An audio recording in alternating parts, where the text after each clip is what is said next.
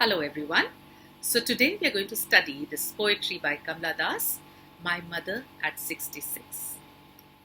The theme of the poem, it focuses on the subtle complexities of human relationships, and Kamala has very beautifully expressed these nuances of human relationships through the bond that is shared between the mother and the daughter. Another major theme of this poem is the natural process of aging. Okay, it's one harsh reality of our lives that no one can deny. When we are born, we have to grow old and we have to die one day. So that whole process of aging has very beautifully been captured in this poem.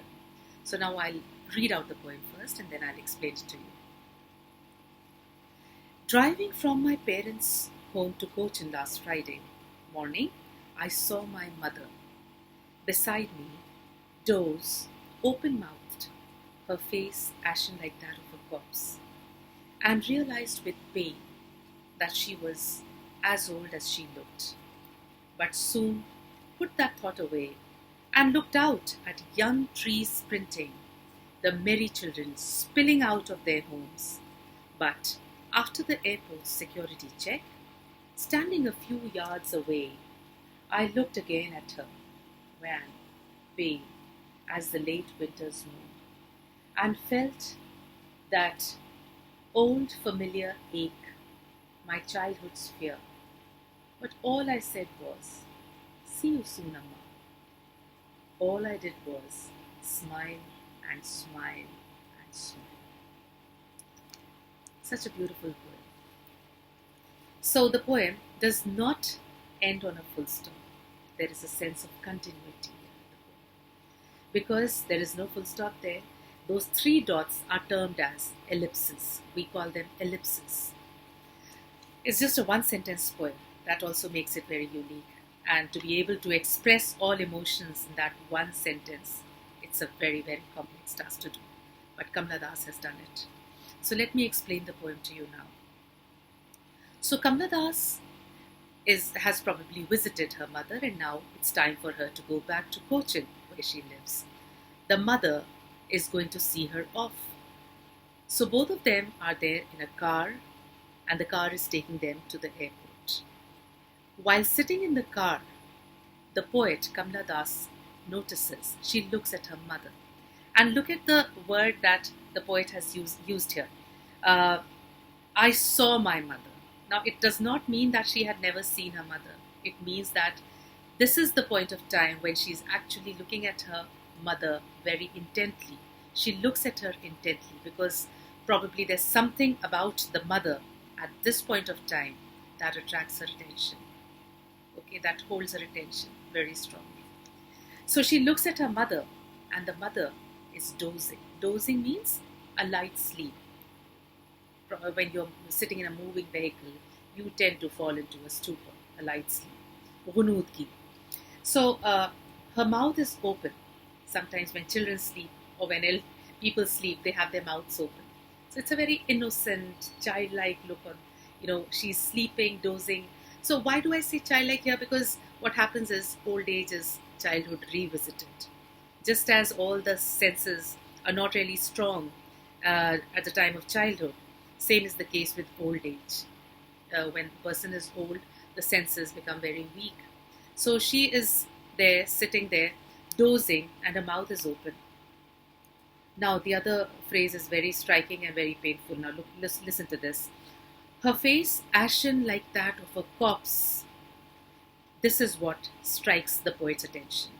The mother's face is ashen. Ashen, something that is deprived of blood, a face that is devoid of any blood, which is ash-like, that greyish-white color.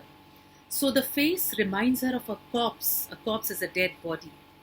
Isn't this a very, very painful and a very shocking observation for a daughter when she observes her mother? It's a very sudden realization. And in the journey of our life, sometimes we do not realize this, how very fast the time passes and how very fast parents tend to grow old and they die. So she reminds, the mother reminds her of a corpse. And this is a very painful thought. So quickly she wants to divert her attention. So she looks out of the window And when she looks out of the window, it's a very different scene. Outside, what does she see?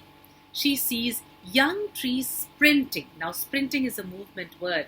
It's walking with a skip in your steps, like children sprinting or birds sprinting. So the young trees seem to be sprinting. Why do they seem to be moving? Because of course they're sitting in a moving vehicle. The car is moving. So the trees also seem to be moving in the opposite direction. And there are young children spilling out of their homes. The children are coming out of the homes. Now look at the contrast in these two imagery here. On one side is the mother inching towards death. On the other side is life, happy-go-lucky children, happy life, merry children spilling out of the homes. So this is a contrast has been used here. And ashen like that of a corpse, a simile has been used there. And then she goes through the airport security check. They reach the airport, she goes through the airport security check. And then again, after the checking is over, after all the formalities are over, she looks back at the mother again. And the image of the mother again strikes her as something that is very painful. I looked again at her, wan, pale as a late winter's moon. So again a simile has been used here. The mother reminds her of a late winter's moon that is devoid of any shine. Wan and pale means devoid of any luster. There's no shine. There's no chamak.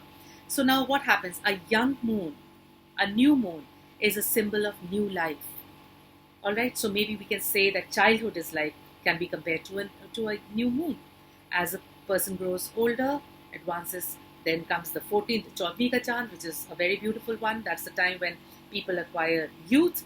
And then as a person progresses in life and reaches old age, the person can be compared to a late winter's moon because the luster and the shine, the sparkle is all gone. And then what does the poet feel at this time? The poet feels a familiar ache in her heart. Ache means pain, dard ka ehsas. So the poet feels a familiar ache.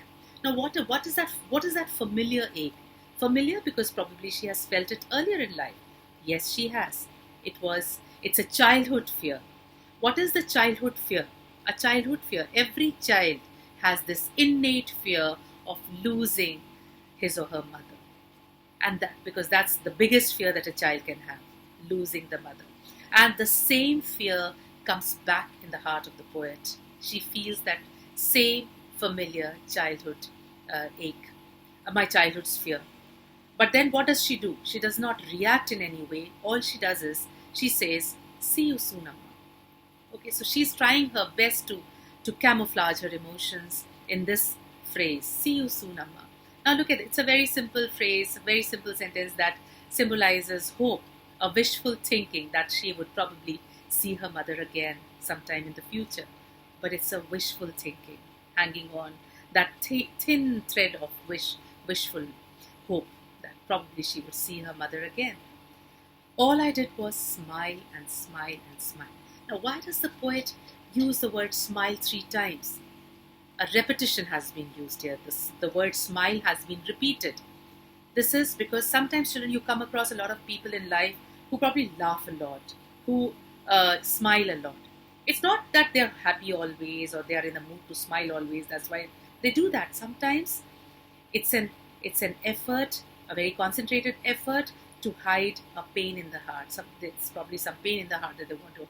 That is why they do so. And this is exactly what is going on in the heart of the poet. She wants to camouflage that pain in her heart, the pain of realization that her mother might not be there with her for a long she might just lose her mother to death. And this is a very painful realization. So all she did was smile and smile and smile. So that was it. Thank you.